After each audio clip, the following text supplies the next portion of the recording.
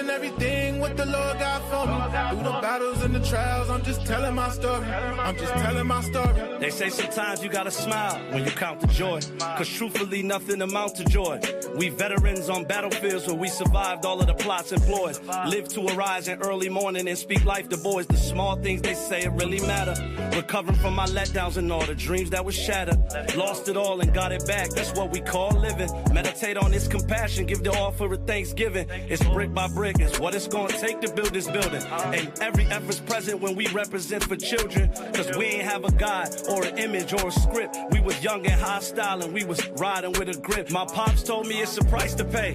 I counted joy, he saved my life today. No matter what been thrown my way, I'm always keeping faith. To obtain this crown, we gotta run this race. So humbly, we approach the throne of grace. I gotta count the joy, ain't no taking it from me. Brothers by my side, can't be done by my lonely. Embracing everything what the Lord got for me. Through the battles and the trials, I'm just telling my story. I gotta count the joy, ain't no taking it from me. Brothers by my side, can't be done by my lonely. Embracing everything what the Lord got for me. Through the battles and the trials, I'm just telling my story. I'm just telling my story. Where I'm from, niggas die before diplomas. This body being lent, we not the owners. Devil want your soul, but it's the Lord that's in control. Now I shine through the struggle, that's the light they can't hold. I turn my tears into trophies and these scars full of gold. He directed all my steps, no compass, just faith. But I'm hungry for the knowledge, all I do is scrape plates. And every L is tuition, I'm just learning to count the joy. Invest in my peace because this life be so heavy. It ain't built for the weak. I'm still climbing, but I'm higher than my old views. You can't believe them lies and everything they told you. I eat the whole roll, I call it soul food. Gotta count the joy, you can't count the hurt. I die daily, a new man risen from the dirt. I put the Lord first, you better know your worth. Cause some spend their life, but they stay the same. These days I smell like a diamond. Gotta count the joy, ain't no taking it from me. Brothers by my side, can't be done by my lonely. Embracing everything what the Lord got for me. Through the battles and the trials, I'm just telling my story. Gotta count the joy, ain't no taking it from me. Brothers by my side, can't be done by my lonely. Embracing everything what the Lord got for me. Through the battles and the trials, I'm just telling my story. I'm just telling my story. You facing the fire and you feeling the heat. Count it all joy, take a seat, the Most High is undefeated, my brethren. The scripture is the truth and not a myth. Trials hit hard, my God, but it comes with a gift. The test of your faith, you gotta stand up and grow. Don't let the pressure take over, just let the spirit flow. It's an opportunity, not a setback. Understand? James 1 verse 2, that's the Father's command. Every tribulation's a setup for a praise. You unlocking new levels in these perilous days. The enemy brain struggle, but God bringing strength. Dear Lord, I pray that my soul that you keep. So when troubles get heavy, stand firm in your spot. It's refining you to gold. Now look what you got. Embrace the affliction. Keep your mind on the goal. Let patience have a perfect work. Watch God save your soul.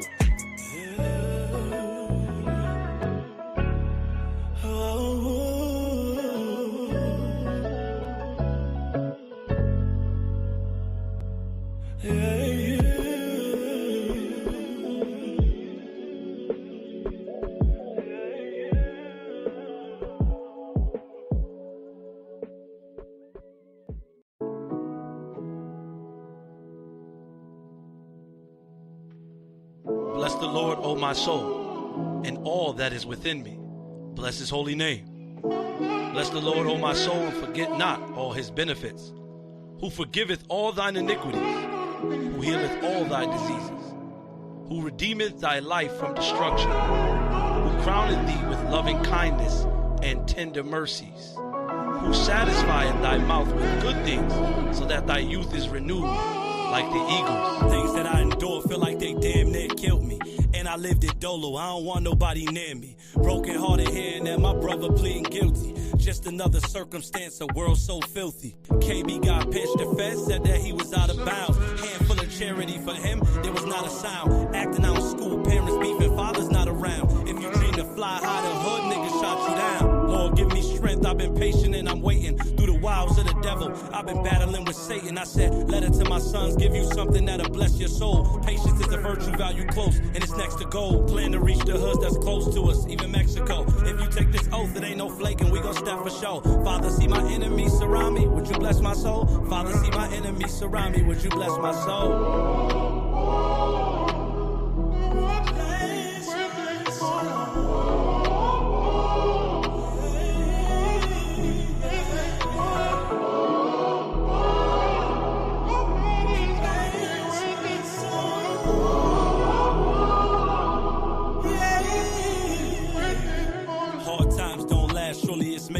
wait. Just endure the bumpy roads, no need for making mistakes. If we step across the world and it possess you to hate, then you a coward in the cut and couldn't step with the apes. We came from facing our fears many years before puberty. Warfare erupted from the smoke, I told him you and me. As you can see, we trying to build us a legacy to mold our sons into a different kind of pedigree. We defied the fact that life is over from a felony.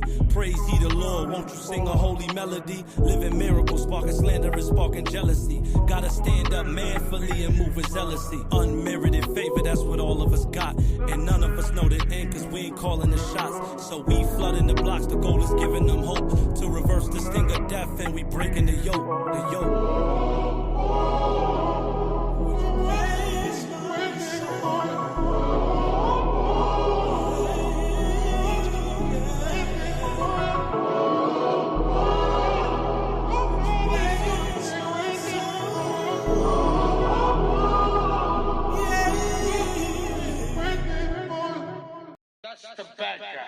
We look for a new heaven and earth wherein dwelleth righteousness. Bring me to the river Jordan. Look, as a man thinks, then so is he. Prime examples led me to the terms of what I see. Look at me, kicking back, reflecting in the cloud, wailing in my tears, and so much so that I could drown. The class clown, first in any smoke that's going down. My father told me, nigga, you're hard-headed. I know now. Keep me, Lord, cause I feel that I cannot continue. And I've carried scars from watching just what all my friends do. Talk about this shit in all my music, cause it mean a lot. 5 years, fed time, it flew by, didn't seem a lot. Ever had time stolen from you and couldn't see a clock? But danger made us cautious, so we went to go retrieve a Glock. Moved me from a hood, but I'm still stuck with all the memories. Plus I ain't escaped the generation of my enemies. Please expose the hand of all these niggas that pretend to be, and raise your right hand and show glass if you feeling me. Take me to the other side of the river Jordan, cause here we celebrate coming home, but when we scoring, bring me to a land that's plenteous in milk and honey, where niggas don't obsess about hitting licks and loving money. Shit, let us see a place where death will lose its vicious sting, so we don't see our loved ones in the vision of a dream. Amen. Let us see the day where we kings and we running government, cause babies have no fathers in this land, nobody loving them. Woke up in the night, I'm wondering if this gon' carry on, but answering myself that life's elite and it's a marathon. I dream for better days, but then my dreams, they go away, cause if they had the capability, then I'll go cold today. Help us, Lord, hear a man's cry and hear his prayer, cause if we crashed and burned this wicked world, they wouldn't care. We taught that paradise is a place you go when you die, but I'm trying to experience paradise while I live. Take me to the other side of Jordan, let my sins run down as I cross. Bring me to a place that's beautiful, and I can raise my tribe and be saved from the perils of danger. Praise the Lord. Let us make it to the other side. And here, well done, my servant. Yeah. Sometimes you might feel like you lost and can't be found, struggling through the hurt and the pain. Everybody got a testimony, and this right here that you listening to, this that ghetto gospel.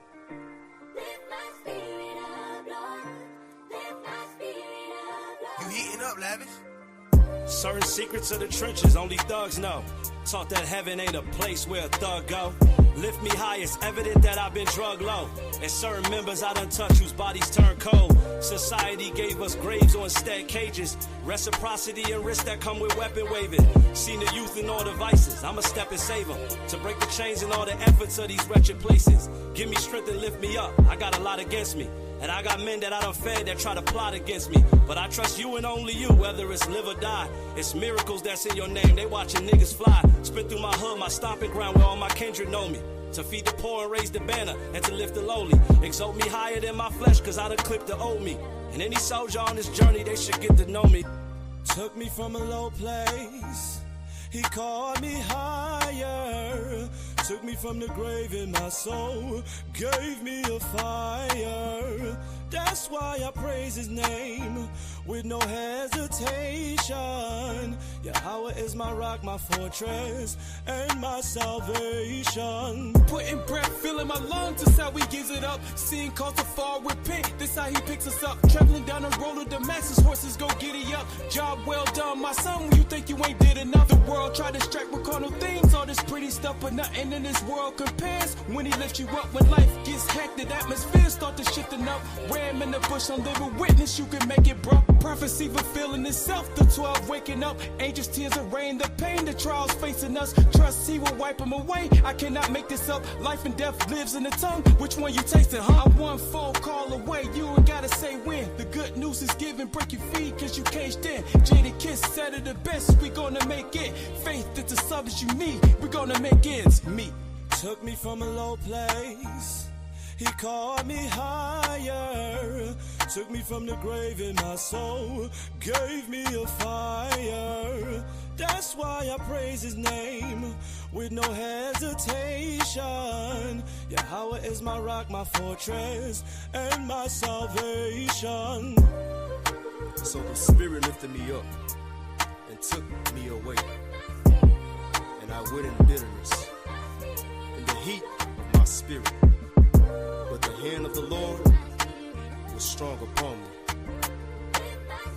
Humble yourselves in the sight of the Lord, and he shall lift you up. I would seek unto God, and unto God would I commit my cause, which doeth great things and unsearchable, marvelous things without number, who giveth rain upon the earth, and sendeth waters upon the fields, to set up on high those that be low, that those which mourn may be exalted to safety. Kwam Yasharala.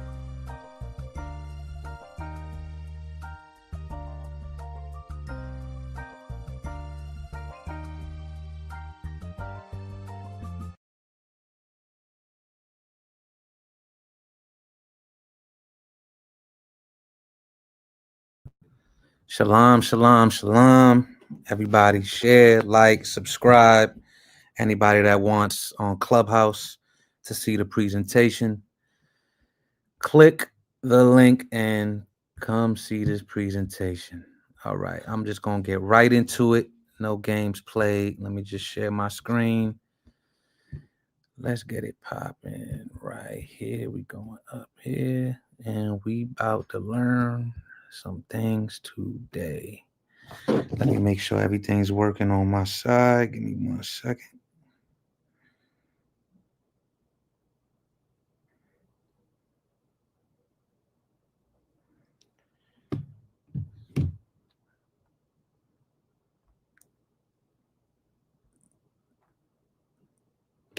Okay. Let me get ones in the chat if y'all can hear me. Ones in the chat if y'all can hear me.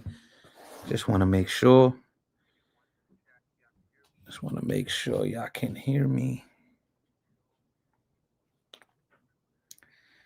All right, I got ones. I got unos. Okay. Let's get into the info. Let's get into the information. All right, so you see the title. This is the semantic change of words. I kind of went over the Greek last week. I'm not going to do much of that today. I'm going to go over the word ethnos or Gentile today, right? So let's continue. So right here, slide number 1. Semantic change is the evolution of a word meaning over time, a process that can evolve several types of shifts like narrowing, broadening, amelioration, improving in meaning, and epugeration, degrading in meaning. For example, awful, once meant awe-inspiring, but now means terrible. And girl once meant any child, but now specifically refers to a female child. These changes are driven by cultural, social, and linguistic factors and are a normal part of how language adapts and evolves. So ask yourself something. If this is going into words as simple as awful and terrible, of course it's going to go into many broad terms that are used theologically. So let's continue. It says, now let's look at the word Gentile, because that's what everybody's getting confused today. Pas anthropos, Gentile, stranger, all of these words. But let's dive into this specific word today. Stranger is for another day. All right, let's go. So this is from this is the etymology of the word Gentile. This is from Etymon Online, right? It says one who is not a Jew. This was in the 1400s. You see? Earlier, one who is not a Christian, a pagan, the late 1400s. Okay, so this specific definition of a Gentile not being a Jew is medieval in origin. This is not ancient. Keep that in your mind. It says, from Latin noun use of Latin gentilis. We're going to get into that word as well soon. It says, of the family or clan of or belonging to Roman gens, from gens, race or clan. Right? Let's jump to this side. It says, the Latin adjective also meant of or belonging to the same nation. Hence, as a noun, gentilis might mean men of family, persons belonging to the same family, fellow countrymen, kinsmen, but also foreigners, barbarians, as opposed to Romans, those bound only by the jus gentium, the law of nations. Now, I'm not going to get into this today. I've done this in previous classes, but I employ everybody to look that up. Look up jus gentium, and you will begin to understand the Roman atmosphere and the historical climate of Christ's time. But let's continue. It says, defined as the law that natural reason establishes among all mankind and is followed by all peoples alike. The Latin word then was used in the Vulgate to translate Greek ethnikos from Thai ethni, the nations, which translated Hebrew ha-goyim, the non-Jewish nations. Now, I'm going to show you how goyim is not just non-Jewish nations. These are all brand new concepts. Remember, what does it say? One who is not a Jew. That's a medieval understanding. It's not ancient. It says, hence, in late Latin, after the Christianization of Rome, gentilis also could mean pagans, heathens, as opposed to Christians. So anybody who is following other ways, and especially what we know today as people who are polytheistic, people who worship many gods, they were called Gentiles. Very simple to understand, right? So let's go to the next slide. Now, this is from the Webster's 1828 dictionary. Look what it says here for the word Gentile. It says, in the scriptures, a pagan, a worshiper of false gods. Any person not a Jew or a Christian, a heathen. The Hebrews included in the term goyim or nations. You see that? All the tribes of men who had not received the true faith and were not circumcised. Okay, so let's go down this path. Can an Israelite be a pagan? Can an Israelite worship false gods? Can an Israelite not be a Jew? Can an Israelite not be a Christian? Can an Israelite be uncircumcised and not have received the true faith since their conception of this world? Absolutely. Let's continue the definition.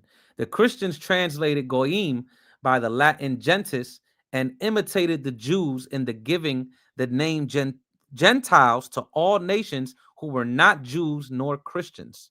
In civil affairs, the denomination was given to all nations who were not Romans.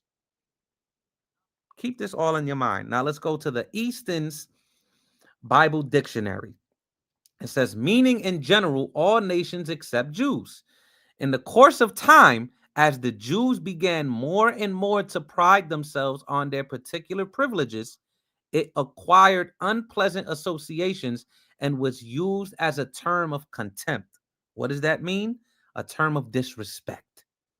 So just like today, you have these men who claim to be Jews, right?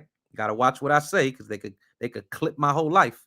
These men who claim to be Jews, and they call everybody that is outside of their understanding the goyim. Well, that's something that has always happened throughout the aisles of time, even during the time of the first century.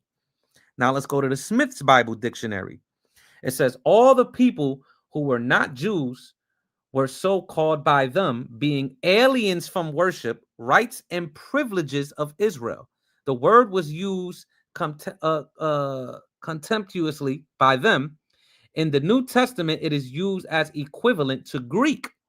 This use of the word seems to have risen from the almost universal adaptation of the Greek language. So keep all this in your mind. We're going to continue. Now you see this paper. This is the entwined etymologies of Hellen, pagan, and Gentile in the late Roman Empire by Marcus E. Johnson. Let's see what this person says on all of these words. This is a very good paper to read. I'm only going to highlight certain parts of this paper, and then we're going to move on. So it says, the etymological overview. Today, pagan, Gentile, and Hellen, or Greek, are not synonymous, but in the past, their meanings overlapped significantly. Gentile, for example, previously referred to any group or clan. Everyone was a member of some gens or group. Later, Gentile specifically referred to Greeks and or pagans. Presently, however, today, Gentile means not Jewish. Similarly, Hellen once identified the biological descendants of one person. Later, the word referred to a linguistic group and then a culture group, like the Hellenization of the world that happened underneath Alexander the Greek. But let's continue. Even later, right? Matter of fact, let me jump down right to where it says the third word under analysis, pagan. It says today refers to a person who holds religious beliefs distinct from the main world religions. So all of these three words began to be interchangeable at one point in time, but now they have distinct meanings. Let's continue. Right here, starting at the left, it says, in this etymological dictionary of the English language, Walter Skeet defined Gentile as a pagan. Many find this little surprising. My personal experience of asking, what does the word Gentile mean, suggests that most people associate the word with Paul the Apostle and with his distinction between Jewish and non-Jewish converts to Christianity during the first century CE. For the Jewish Christian apostle to be a Gentile was simply not to be Jewish. In Paul's time around the Mediterranean Sea, notions of identity were changing. But for most of Hebrew and Israelite history, Jewish leaders held there were more or less two groups of people in the world, Jews and non-Jews. Given this, we might naturally wonder why Skeet claimed that Gentile formerly meant pagan. You see that? So now you're seeing the word Gentile also being associated with people who did not worship the one true God in the eyes of the early church, the medieval church, so on and so forth. So these words began to be extremely interchangeable at certain times. Now I'm going to go to the middle picture and I'm going to jump down to where it says prior to the shift. Now I have all of this up here so you could take a screenshot. You can watch this. Get the anybody wants the PowerPoint, you can hit me up personally and I'll send you the PowerPoint, but I'm just going to hit certain points of this, okay? Now, right here where it says in the middle picture, it says prior to the shift that occurred after St. Jerome's translation of ethnikos to gentilis. The Latin term gentilis was commonly associated with the blood relations that united clans and peoples. But by the early 4th century CE, this association was changing as people increasingly identified via their religious affiliation. Just like when you ask somebody today, hey, what's your ethnicity? How many times you hear, I'm a Muslim or I'm a Christian? That was happening in the medieval times. These are not new concepts. So the reason why I'm showing you all of this today is to simply show you that through the hours of time, the word Gentile was interchangeable with many different definitions. So when a Christian tells you Gentile simply just means this, because I can read this in the Strongs was written in the 1800s. The Strongs was not written during the time of Christ. So we must understand how it was being utilized in Paul's epistles. And that is all determined by one very interesting thing that is known as context. And I'm going to show you that. Let's just continue. Now, this is important to understand. In St. Jerome's Latin version of the Bible, the Vulgate gentilis was used along with gentis to translate Greek and Hebrew words with similar meanings when the text referred to non-Israelite peoples. The most important of such Hebrew words was goy, a term with the broadening meaning of people or nation, which was sometimes used to refer to Israelites. You see? So goy, also Gentile or gentilis, was also used to refer to Israelites.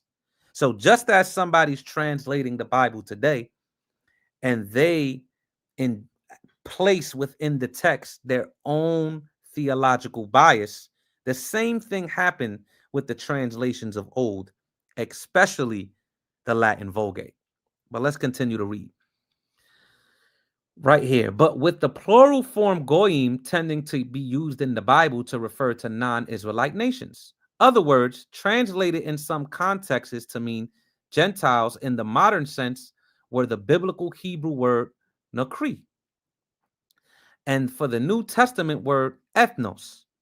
The first English translators followed this approach, you see? So a lot of the first English translators, when you understand the environment of people like Wycliffe, people that translated the Geneva Bible, so on and so forth, they mainly and primarily used the Latin text, the Latin Vulgates. Now, I'm going to get into a quick, brief history, but just walk with me and you guys could call Yawasap a liar, but when you look it up, you're going to realize I'm not lying.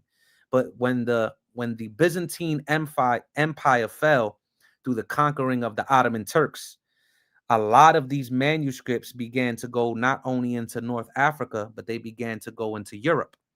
And with the people from the Byzantine Empire that were flooding into the Isles of Europe, they brought manuscripts with them. And a lot of these manuscripts were Aramaic, Hebrew, and Greek. And that's when a lot of people, during the time of when Europe was actually ruled over by Rome, to the point you could not even read the Bible outside of reading it in Latin. So now you have the rise of what? You have the rise of the Reformation era, because all of these scholars from the Byzantine Empire and all of these manuscripts begin to flood into Europe. And now you have people arguing with the Latin Vulgate and with what the priest and what the Roman church is teaching. Very simple to understand because this is what was happening. But the early translators of the English only used the Latin, which was even the basis of many understandings and translations of the KJV. Now, even though the King James did utilize the what is known today as the Textus Receptus that came from Erasmus, even though they did utilize the Ben Chaim text that today we call the Masoretic text, they also utilized the Geneva Bible for phrases that came from the Latin Vulgate. So just keep that all in your mind. But remember, you can call me a liar, do your research, and realize I'm not lying. But let's continue in the PowerPoint. Now, you see the references in the bottom. I'm not going to read all of these references. Once again, you could take a screenshot, but I'm going to read this and get to a certain point to show you how this word Gentile or gentilis was used in the Latin, right? Now, just as gentilis, 1, of or belonging to the same family or gens, kinsman. 2, of or relating to a tribe or clan, clansman, tribesman. 3, of or belonging to the same people, nation. Now look at this. 4, of slaves who bore the same name as their master. 5, foreign, exotic. But look at what is a definition of the word gentilis that they don't tell you about. Of slaves who bore the same name as their master. A semantic loan from biblical Hebrew, goy. Now look at the third inclension, a heathen or a pagan. This is something that nobody tells you about. But if you just look at the list of references, once again, Yawasap's a liar. Do your own research. Now let's continue. Now, remember this definition of slaves who bore the same name as their master. Now let's get into a bit of history. Now, this is the lexicon of Jewish names in late antiquity. Look what it says here. In the highlighted portion, it says in the Western diaspora, this is no longer true. All right. Matter of fact, I'm going to start at the top so you can understand the context. It says biblical names, because this volume follows the same pattern as part 1. The names are organized according to language and culture, beginning with biblical names through Greek, Latin, Persian, and other Semitic names. Part 1, Palestine, this order was justified by popularity. Persons bearing biblical names outnumbered all the others by more than double. In the Western diaspora, you see that? In the Western diaspora, this is no longer true. Both Greek and Latin names were more popular in Greek and Latin-speaking countries than were biblical names. I suspect that even so, biblical names are overrepresented in the corpus because often they are the sole indicator of a person's Jewishness. Thus, in many documents, when a person with a biblical name is mentioned, he is identified unequivocally as Jewish. Other persons mentioned in the same document may have been Jewish too, but this is not indicated. Other similar documents where no biblical names are mentioned may also record Jews, but there is no way of knowing this. Now, what is this? Why am I showing you this? Because this simply shows underneath the captivity of Latin, Rome, and the Greeks, they were Israelites who were taking on the names of Greek and Latin names. Very easy to understand. Now let's read the bottom portion. Greek names. It says in this corpus, as followed as part 1, Greek names are most common. This is because most of them belong to Jews who resided in Greek-speaking countries. And even when migrating to Latin-speaking countries, particularly Rome, the Jews continued to use Greek. The widespread use of Greek names is another indication of a completely different nomenclature from that of Jewish Palestine. Now, this is why you have men like Luke.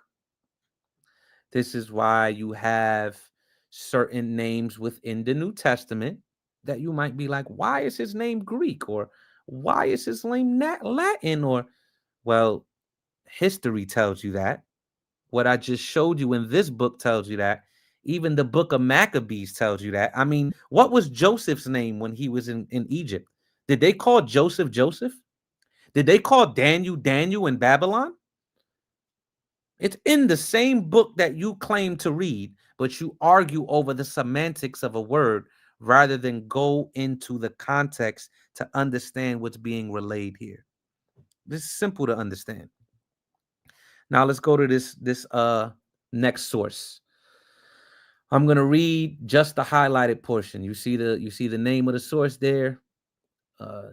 Take a screenshot. It says, for example, while several of Herod's military officers had Roman names, I'm going to repeat.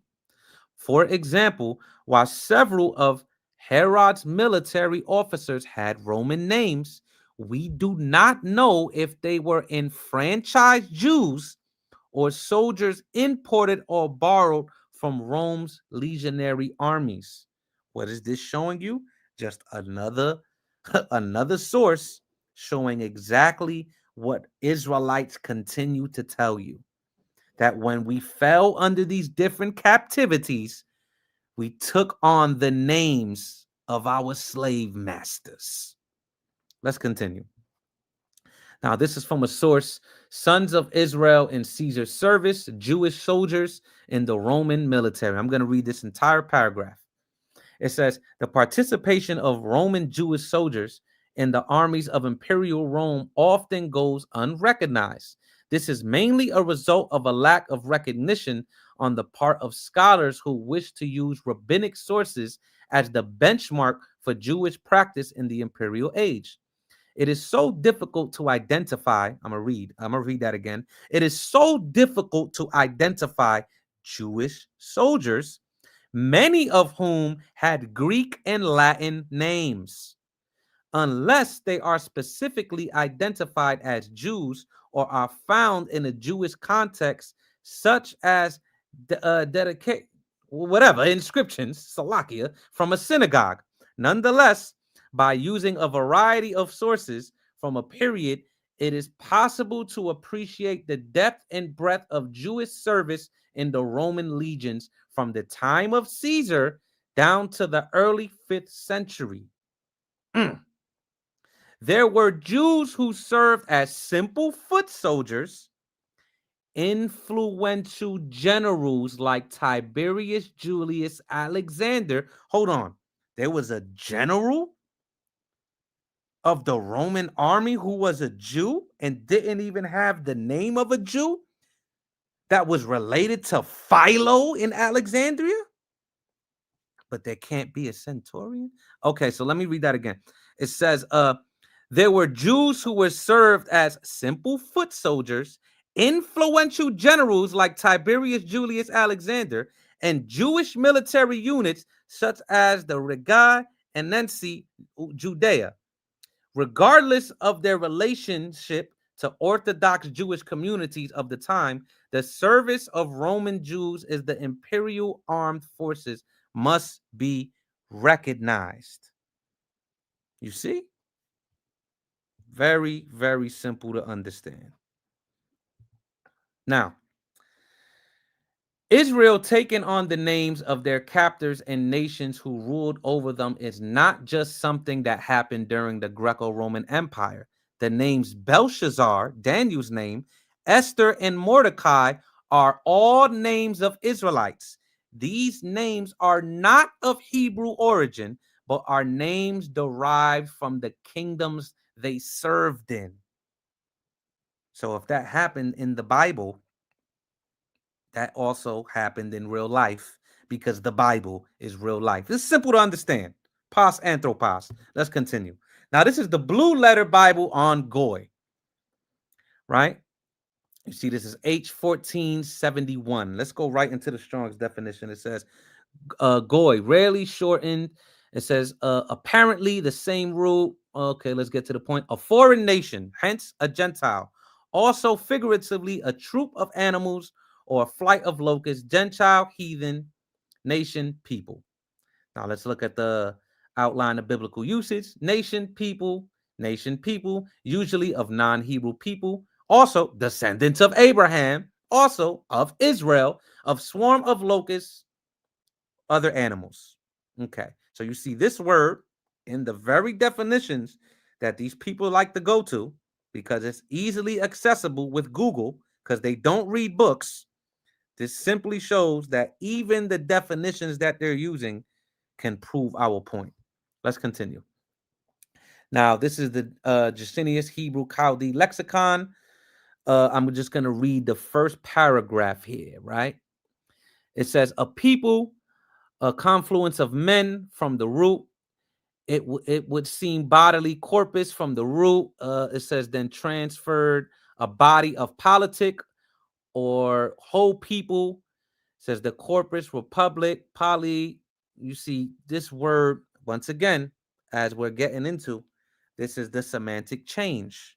So what the Jusinius Hebrew Chaldee lexicon is showing, how this word was utilized not only in the early Christian writings, not only in the manuscripts, also known as the LXX, but even during the other documents of that time, right? We're just going to keep going. We're going to keep going. Now, this is the Blue Letter Bible of Ethnos. Okay, right here, get straight to the point. It says a race, a tribe, especially a foreign one, Gentile, heathen, nation, people. Let's go to the Thayer's Greek lexicon. It says a multitude, associated or living together, a company, troop, swarm, a multitude of individuals of the same nature or genus, the human family, a tribe, a nation, people group. In the OT, foreign nations not worshiping the true God, pagans, Gentiles. Paul uses this term for Gentile Christians.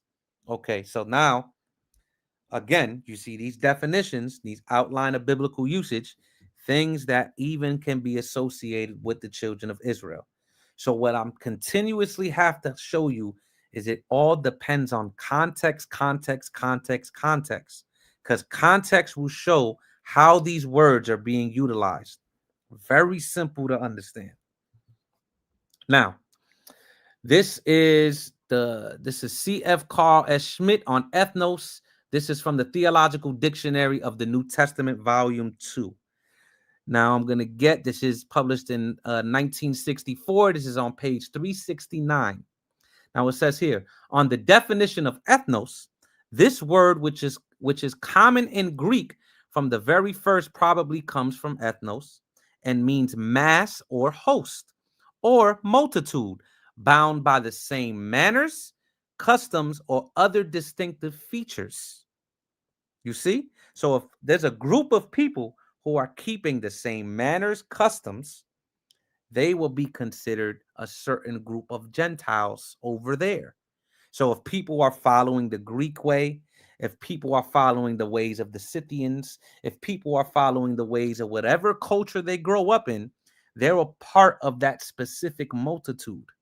Very simple to understand. Let's keep reading. In most cases, ethnos is used of men in the sense of a people. He describes, he is Carl L. Schmidt. He describes Fule as people as a national unity of common descent. So what this theologian, because remember, Yawasap don't know nothing. So let's just go to the white man because he has all the answers.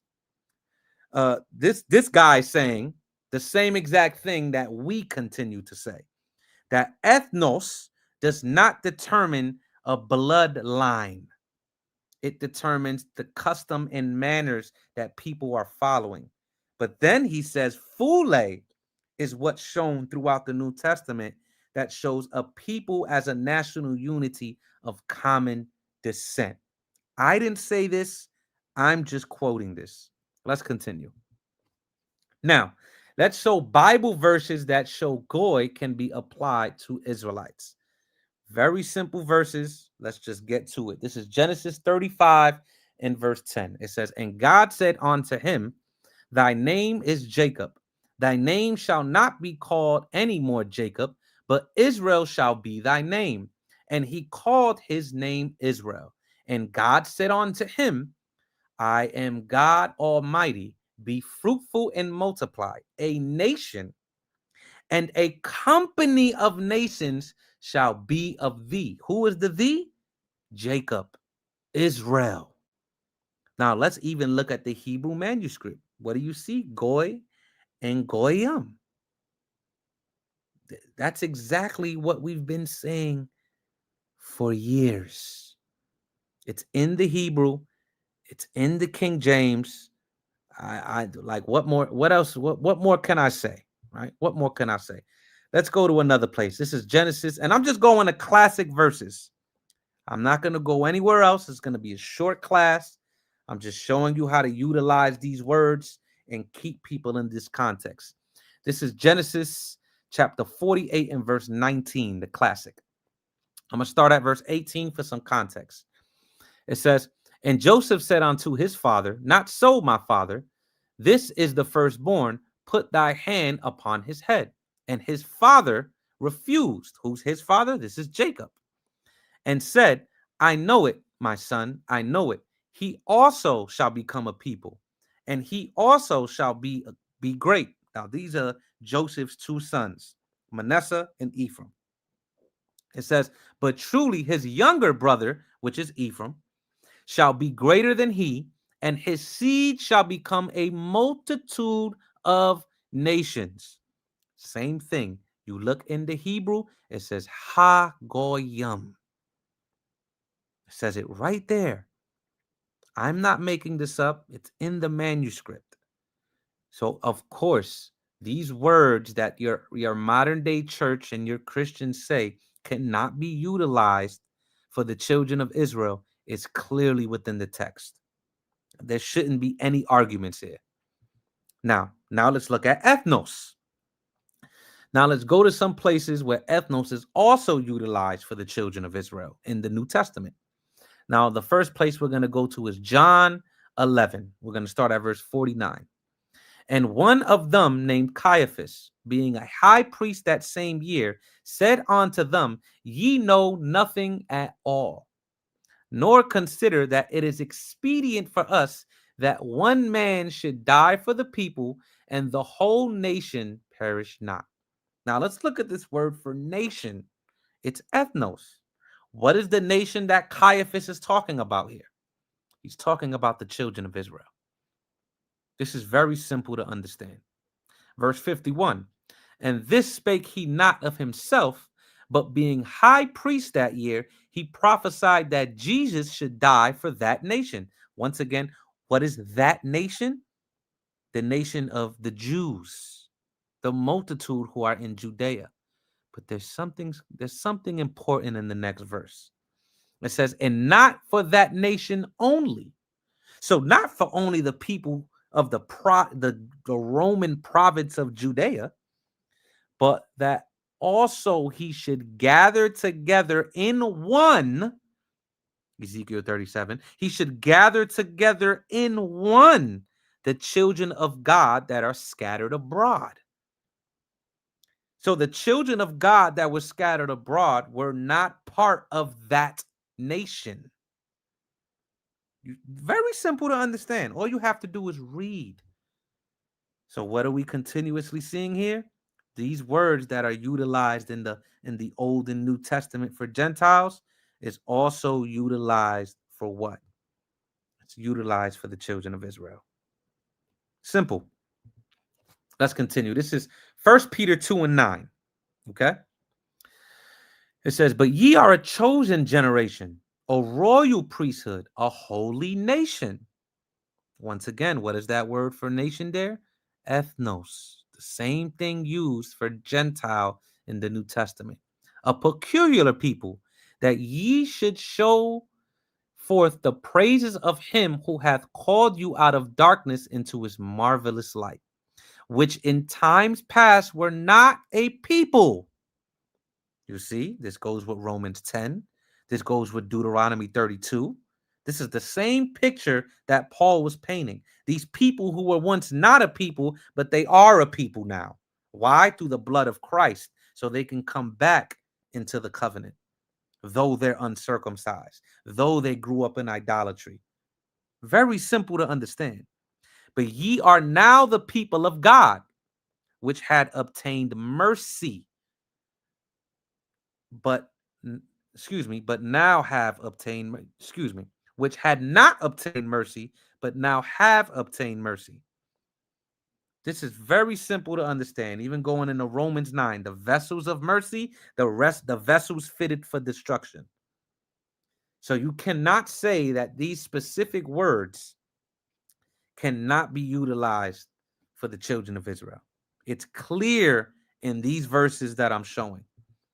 Now let's continue. Now let's jump up. Let's keep reading 1 Peter 2:9, right? We're going to read this in the ESV. Okay. Now it says in 1 Peter 2:9, it says, but you are a chosen race, a royal priesthood, a holy nation. So now this chosen race, who is this chosen race? The children of Israel. Simple to understand. Let's look at 1 Peter 1:1. Again, this is in the ESV.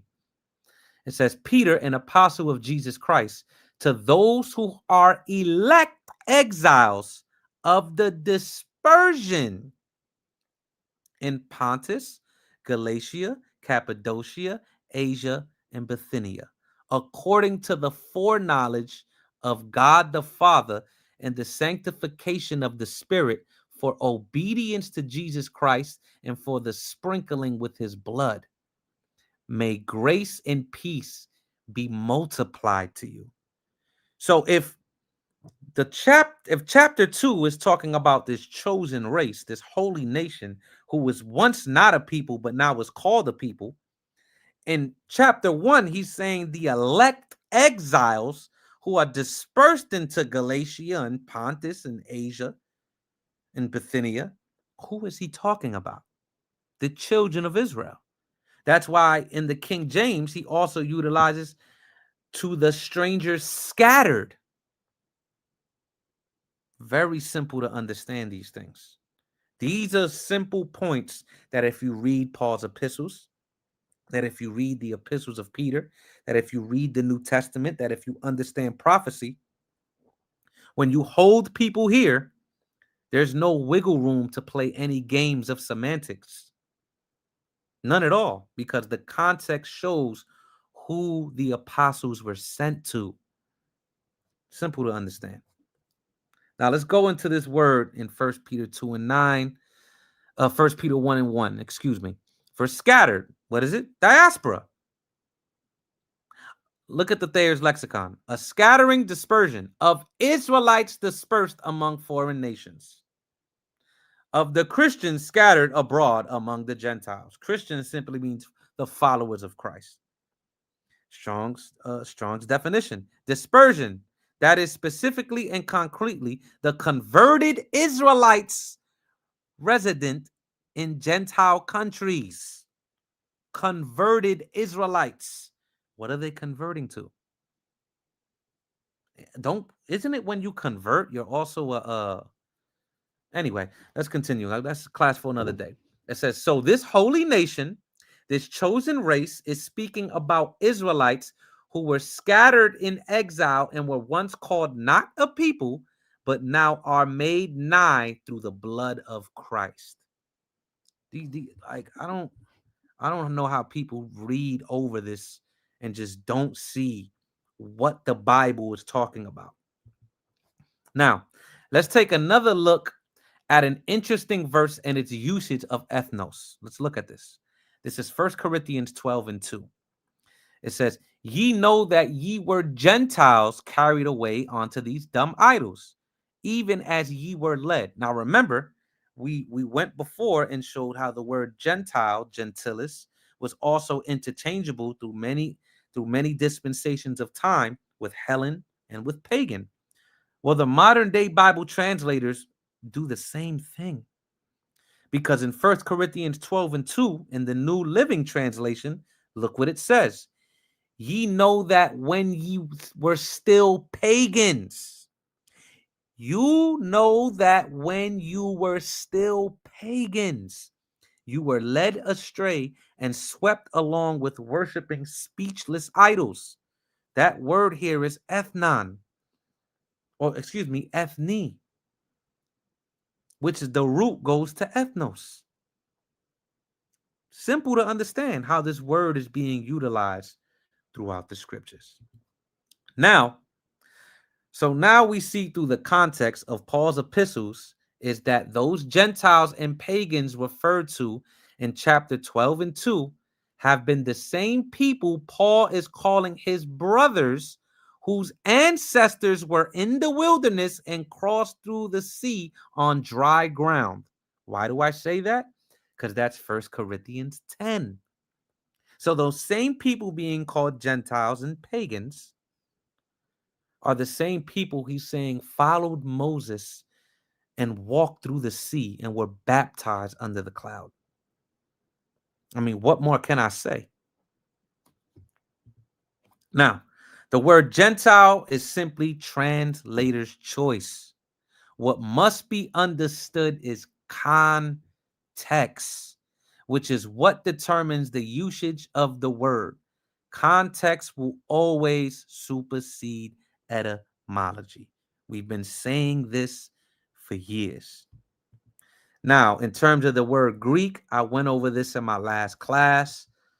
Again, if anybody wants this PowerPoint, you can hit me up directly. You can hit up the school on Instagram. You can hit up the school on through email, and I will send it to whoever, whether you're in this camp or not. So let me get out of here. 1 second. So, that's the presentation. I told you it wasn't going to be long, short, quick, concise class. I pray all of y'all looked at all of this. I pray all of y'all actually study this. Remember, Yawasap doesn't know anything. Be a Berean. Take everything that I gave you and continue to study. Study words like Gentile, like Greek, proselyte, stranger. Study all of these things. And what you will begin to understand is context shows the definition of these words. Simple. Very simple. So with that, I say shalom. And I pray you brothers and sisters have a good day.